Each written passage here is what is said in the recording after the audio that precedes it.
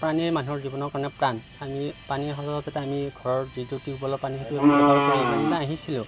কিন্তু কথা হ'ল আমি তৎক্ষণিকভাৱে যিটো আমি ৰিপৰ্ট পালোঁ যে আমাৰ তেজপুৰ ইউনিভাৰ্চিটি কেমিকেল ছায়েন্স ডিপাৰ্টমেণ্টত যিটো 18টা নমুনা আমি পৰীক্ষাৰ কাৰণে ইতিমধ্যে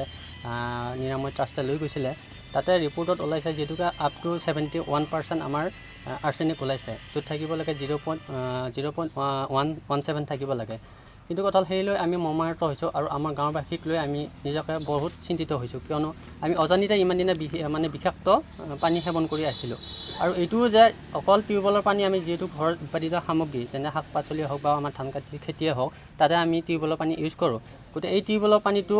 ইউজ কৰাৰ পিছত আমাৰ যিবিলাক শাক পাচলি আছে তাতেও আৰ্ছেনিকযুক্ত হোৱা বুলি আমাৰ এটা ধাৰণা হৈছে অন্ততঃ আমি দূষিত খাদ্যও সেৱন কৰি আছোঁ গতিকে এই ক্ষেত্ৰত মই চৰকাৰৰ ওচৰত এটা কাটৰ আহ্বান কৰিছোঁ যাতে কোনোবাৰ পৰা গাঁওবাসীক এটা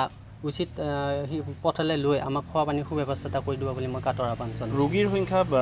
বিগত 2 বছৰমানত কিমান বাঢ়িছে ৰোগীৰ সংখ্যা মোৰ আচলতে কাৰ্যকাল 1.5 বছৰ হৈছে মই আগতে গাঁও প্ৰধানৰ দায়িত্বভাৰ লোৱা নাছিলোঁ ইণ্টাৰভিউ বেচিছত মই দায়িত্বভাৰ পাইছোঁ তাৰ আগৰ ৰিপৰ্ট মোৰ হাতত তেনেকুৱাকৈ নাছিল তথাপিও লোক তথ্য অনুসৰি আগতে কেঞ্চাৰ ৰোগীৰ যথেষ্টখিনি আছিলে আৰু ইতিমধ্যে আমাৰ মাজৰ পৰা যথেষ্ট সংখ্যক ৰোগী হেৰাইও গৈছে আৰু বৰ্তমানেও 2-4জন কেঞ্চাৰ ৰোগত ভুগি আছে